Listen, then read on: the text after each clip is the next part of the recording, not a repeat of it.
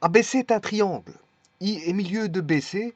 IN est médiatrice de BC. Elle coupe les droites supports des côtés AC en M et AB en N. On demande de démontrer que lorsque M est milieu de IN, on a sinus alpha égale 3 sinus de bêta moins gamma.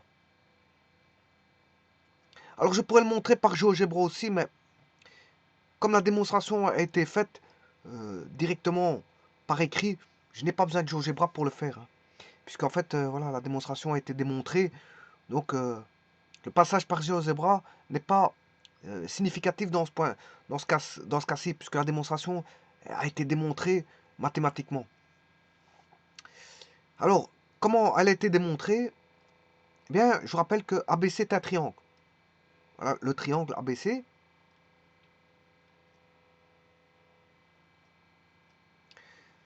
ABC est un triangle. I milieu de BC.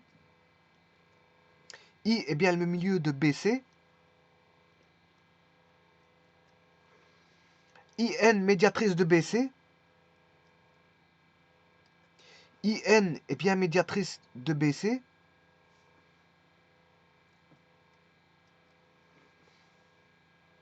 Alors cette médiatrice, IN coupe les droites support AC en M. IN coupe AC en M. IN coupe AC en M. IN coupe AB en N. Coupe AB en N. Bon, j'ai dû faire un prolongement. Voilà. Coupe AB en N. J'ai prolongé AB. Voilà. Ça veut dire que ici, I, M et N sont alignés. Hein. I, M et N sont alignés.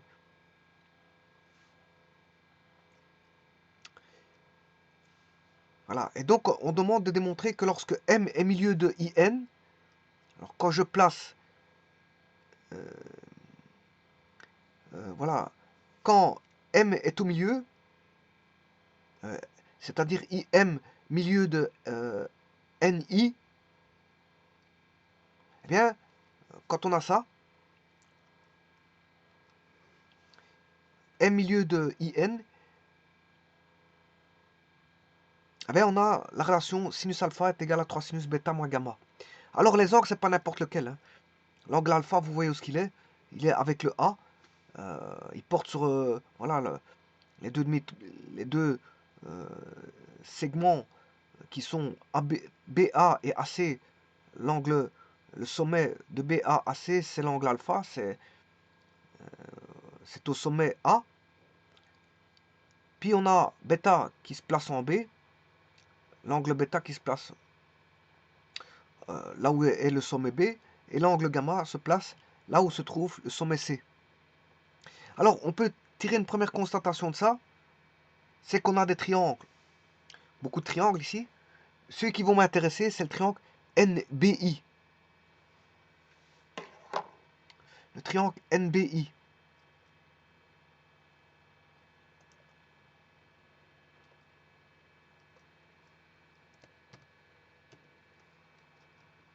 Et le triangle NCI.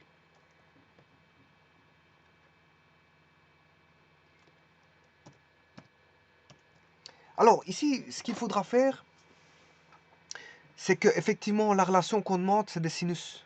C'est une relation mettant en relief des sinus.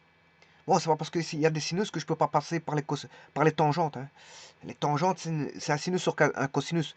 Bon, pour autant que je sache faire les transformations en cosinus pour les rendre sinus, ou peut-être qu'il y aura des simplifications, mais là, bon, on pourra avoir une relation partant de la tangente arriver au sinus. Alors, quel triangle je vais prendre? Je vous ai dit que je vais prendre le triangle NBI. C'est-à-dire c'est ce triangle-là. Oui, là-bas il y a un trou. Je vais refaire.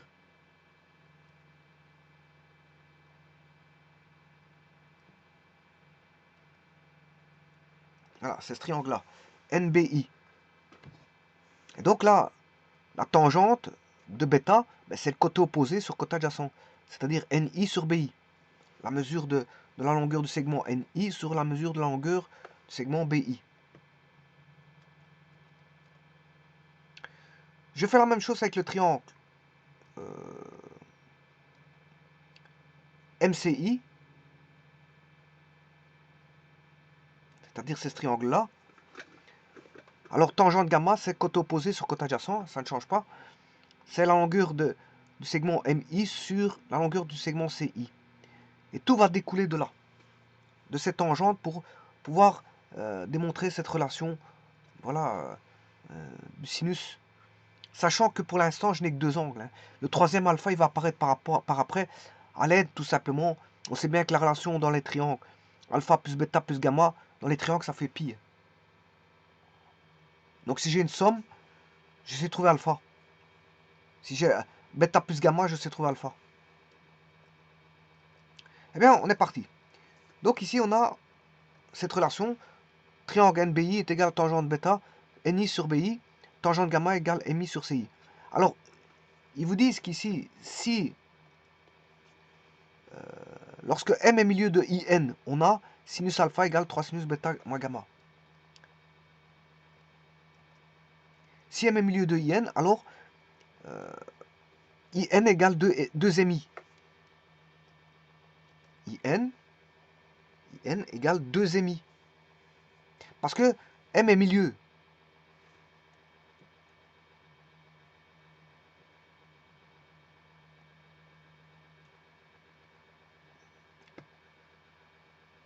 Voilà, si je devais placer...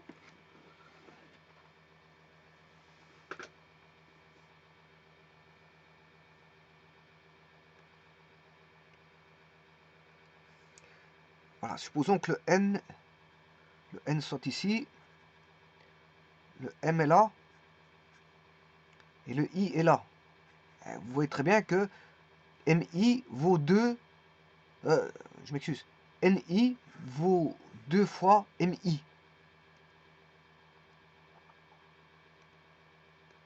NI vaut 2 fois MI. Et ce qu'on sait aussi, c'est que BI et CI sont identiques. Pourquoi? Parce que IN est médiatrice, hein, donc BI et CI sont les mêmes hein, en valeur. BI et CI sont les mêmes en valeur. C'est une médiatrice.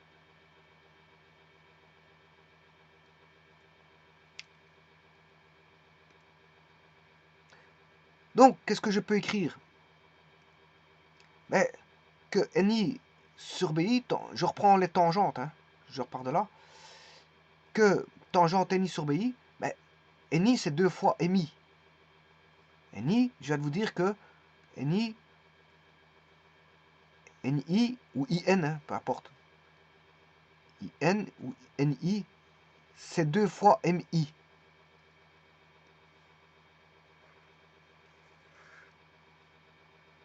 Et que BI, c'est CI. Parce qu'il est médiatrice. Hein. BI, c'est CI. En valeur, c'est la même chose. Donc à partir de là, qu'est-ce que je peux dire? Ben, la relation va unir les deux. La tangente bêta et la tangente gamma. Pourquoi? Parce que là, si la tangente gamma c'est MI sur CI, ça c'est la tangente gamma.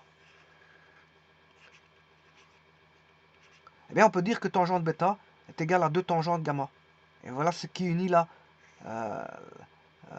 tangente bêta à gamma. Il y a une réunion, pourquoi? Parce que il y a une médiatrice et en plus il y en a il y a un milieu et une médiatrice. Et donc on a un rapport là de tangente bêta sur tangente gamma qui vaut 2. Si je vais faire tangente bêta sur tangente gamma, c'est égal à 2. Ou inversement, tangente gamma sur tangente bêta vaut 1 demi.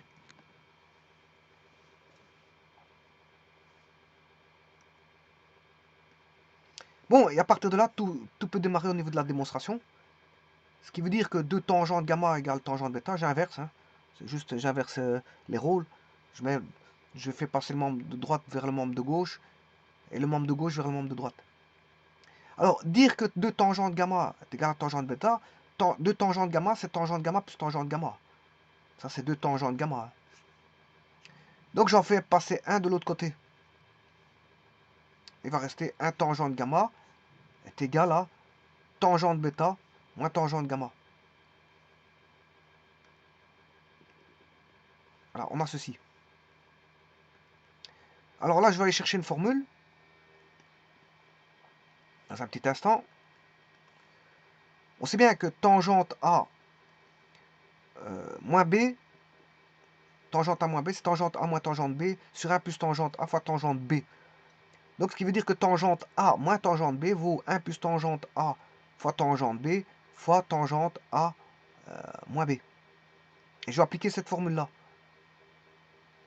pour l'appliquer ici.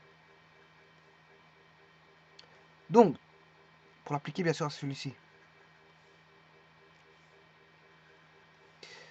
Tangente bêta moins tangente gamma, appliquons cette formule.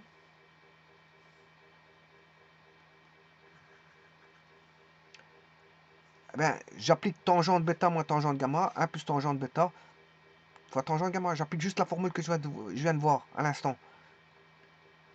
Tangente A moins tangente B, c'est 1 plus tangente A tangente B fois tangente A moins B. Or, on a tangente bêta moins tangente gamma, c'est 1 plus tangente bêta fois tangente gamma fois tangente bêta moins gamma.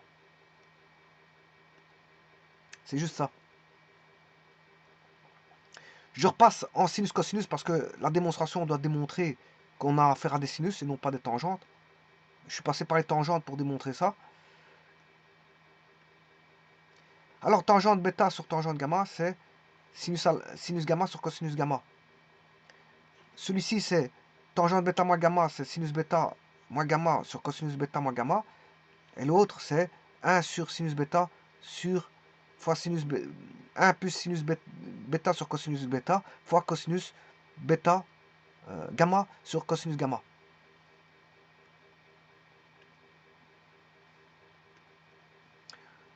Là,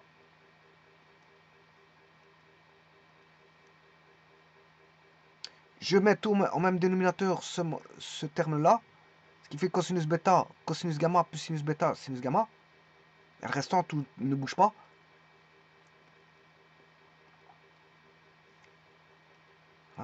Et là, on se rend compte que ceci n'est rien d'autre que cosinus bêta moins gamma. Et donc, ça se simplifie avec le dénominateur. On voit une simplification de celui-là avec celui-là. Bon, on aura une simplification, bien sûr, de cosinus gamma dans chaque terme, celui-ci avec celui-là. Et bien sûr, les conditions d'existence, c'est cosinus bêta différent de 0, cosinus gamma différent de 0, c'est-à-dire bêta différent de pi demi et gamma différent de pi demi. Donc, et qu'est-ce qui reste? Pas grand-chose. Sinus gamma, voilà, sinus gamma est égal à sinus bêta moins gamma. Je vais rechercher que les restes des termes. Tout le restant, c'est simplifié. Donc, qu'est-ce qui reste? Sinus gamma égale sinus bêta moins gamma sur cos bêta. Il n'y a que voilà, 3 éléments. Bon, et ce cosinus bêta, je le fais passer dans l'autre terme ici. Enfin, dans l'autre membre. Eh bien, regardez bien l'énoncé. J'ai déjà sinus bêta moins gamma.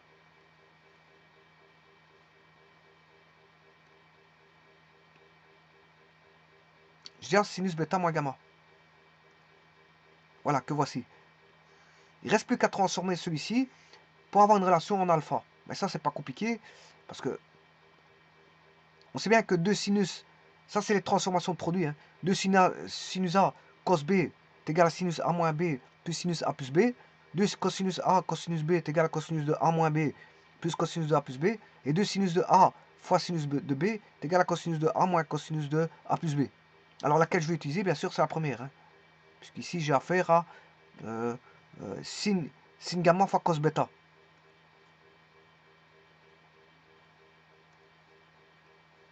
Sin gamma fois cos bêta. Vous aurez compris que c'est gamma moins bêta et gamma plus bêta. Et c'est ce que je fais à l'étape suivante. Gamma moins bêta plus sinus bêta, gamma plus bêta est égal à sinus bêta moins gamma. Or ça c'est très intéressant parce que alpha plus bêta plus gamma égale pi, et je peux passer en alpha là, puisque bêta plus gamma égale pi moins alpha. Or, sinus de pi moins alpha, c'est sinus alpha. Et là, sinus de gamma moins bêta, dans l'autre membre, j'ai bêta moins gamma. Et si je veux prendre l'opposé, c'est moins sinus bêta moins gamma. Et donc, on aura 1 demi moins sinus bêta moins gamma, plus sinus pi moins alpha égale sinus bêta moins gamma. Ce qui veut dire que moins sinus bêta moins gamma plus sinus alpha, puisque je vous ai dit que sinus de pi moins alpha, c'est sinus alpha. Le 1 demi, je le fais passer dans le membre de droite, ça fait 2 sinus bêta moins gamma. Donc ce qui veut dire qu'il ne reste plus que sinus alpha, dans cette étape-ci, est égal à 2 sinus bêta moins gamma, qui est là. Et celui-ci va devenir un plus sinus bêta moins gamma, ce qui veut dire qu'on a bien 3 sinus bêta moins gamma est égal à sinus alpha. C'est ce qu'il fallait démontrer. Sinus alpha égale 3 sinus bêta moins gamma.